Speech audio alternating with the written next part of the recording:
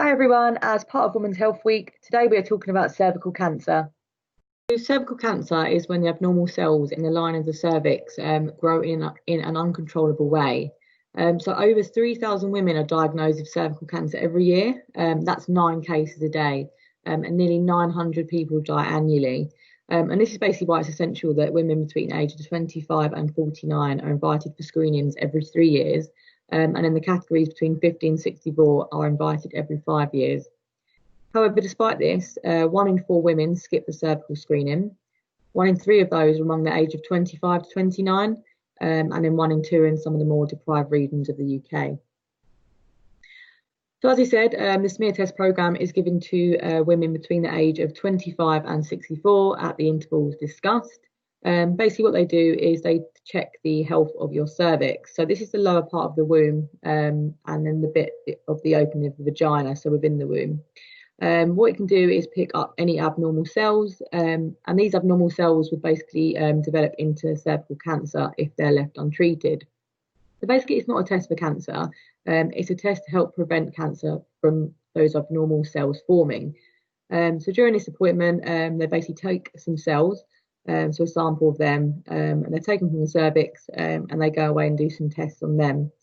And because of this testing, and they're opening it up to people at younger ages, it's basically reducing the number of people that are diagnosed each year. So that's basically because by detecting it early, before it becomes cancerous, we're able to reduce this diagnosis. So basically the sample is then tested for changes to the cells. So basically finding abnormal changes basically mean that these could then develop into cervical cancer. So by basically determining these early, it basically allows these to be monitored and treated, so they don't get a chance to turn into cervical cancer. There's also been an association between HPV and cervical cancer, and because of this, HPV testing is being rolled out across parts of the UK, so this can be part of your screening.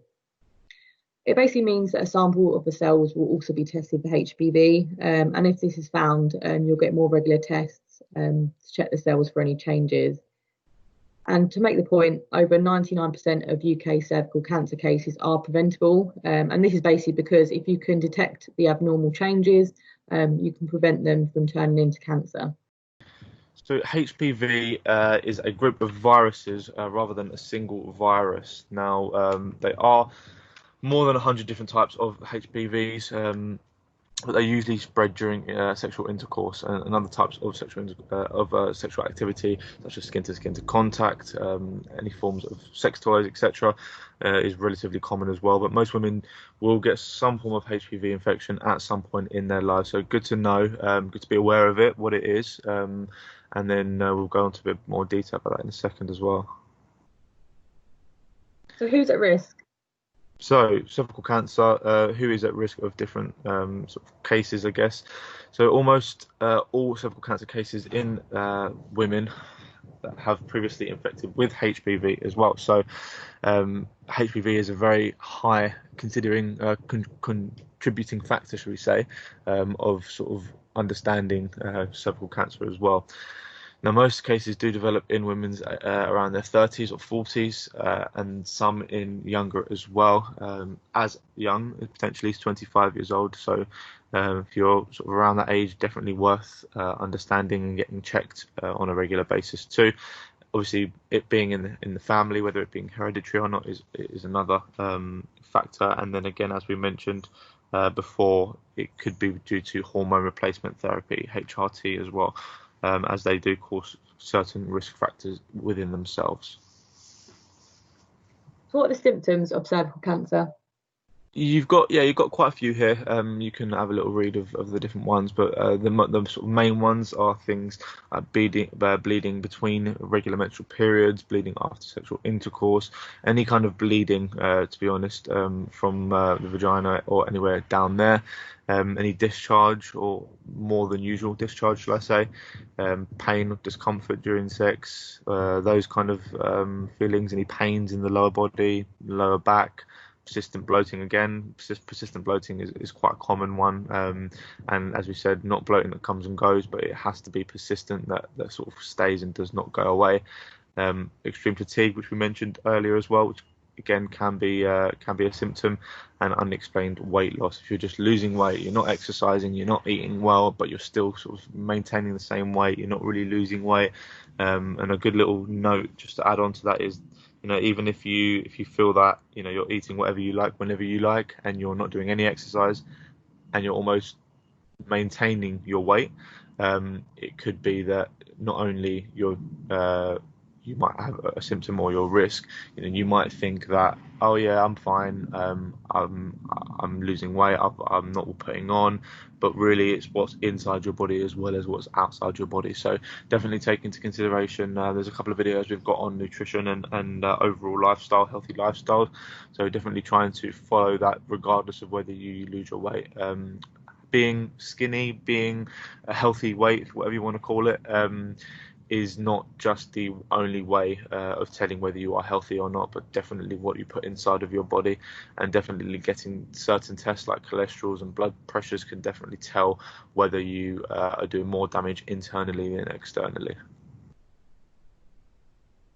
So what about the diagnosis?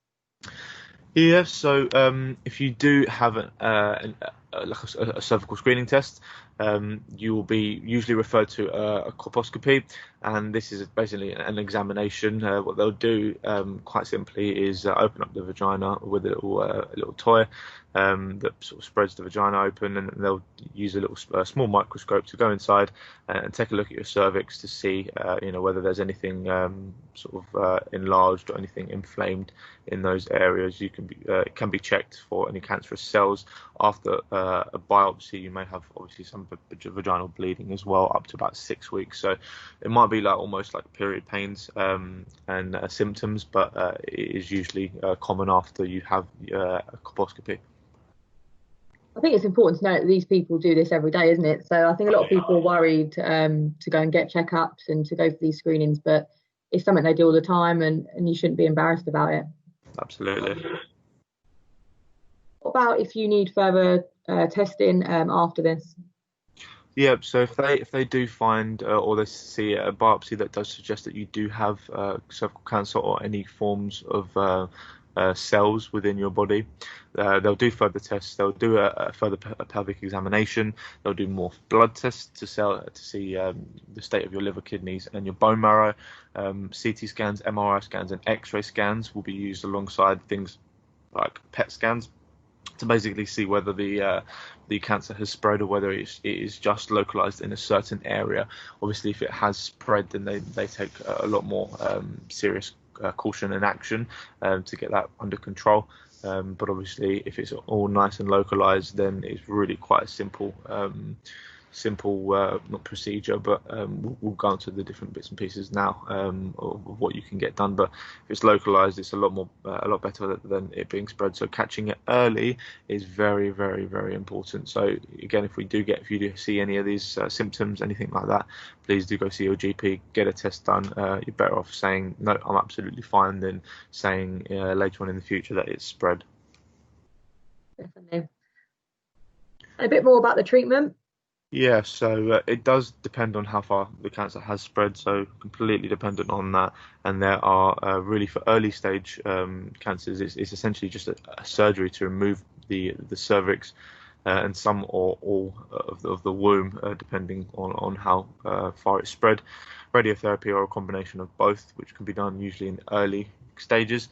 For advanced cervical cancer, it's usually radiotherapy with or without chemotherapy as well alongside. And surgery does also come into play sometimes as well. So really depends on the stage of the cancer and how much it's spread, to be honest. So we're now going to cut across an interview which I previously did, which talks about someone's experience with the smear test process. I hope that you find it useful and can take something away from it. So hiya, thanks for joining us today. As you know, this week is Women's Health Week, and we're talking about cervical cancer and the importance of getting a smear test. So you were invited for a smear test at the age of 25. What age were you when you got yours? So I was actually 24, so the letter comes a few months early, and I was due to go to see the doctors for my pill review anyway, so just asked if they could do it at the same time. So they said yes, which worked out quite well. Just meant I didn't have to go back to the doctors more than once. Oh, perfect. So you were pretty on the ball with it. Yeah, I just thought once I got the letter, I might as well just go and get it done, as I was going anyway. I mean, obviously, I was a bit worried about it, never having had it done before and the fear of the unknown, but it wasn't actually too bad. So it didn't hurt that much?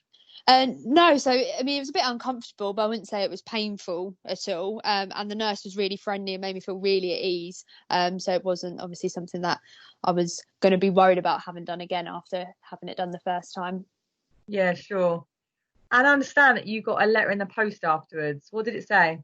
Yes, I got my letter a few weeks later, and it said that I had high grade changes to the cells on my cervix. Obviously, that was a bit of a shock. Didn't actually know what that meant, but the letter did come with a lot of paperwork, which had lots of useful information. So once I kind of took in what the letter had actually said and read through it all, kind of made me feel a bit better. It explained all the different types of changes you can have. The high grade changes aren't actually cancer, but they would have become cancer in the future. Right. So it's definitely good that you went early on and didn't wait. Oh yeah, absolutely. I mean, if I had waited, I don't know what necessarily would have happened. It could have been worse. But I was definitely really glad that I just got it done and out the way. Yeah, definitely. And what did you have to do when you went back for your follow-up appointment? So I had my hospital appointment within a week or two, so it was very quick. And the staff were amazing. So I went to the women's and gynecology unit at my local hospital. I had a small procedure called a colposcopy, which is basically where they look at my cervix through a magnifying glass. So once they identified where those high grade changes were, they actually removed them. So they burnt off the top layer of my cervix. It sounds pretty horrendous, but I had sort of numbing and things, so I wasn't actually able to feel anything.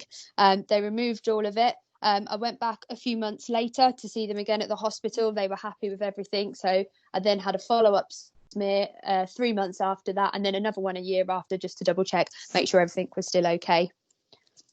Right, I see. And do you have to go back now every 3 years or what? Yeah, so because the two that I had following the procedure were all okay, I'm now back on my normal 3-year smears. Perfect. Right, makes sense. And finally, what advice would you give to other women turning 25, or even those that are over 25 and have never had a smear test before?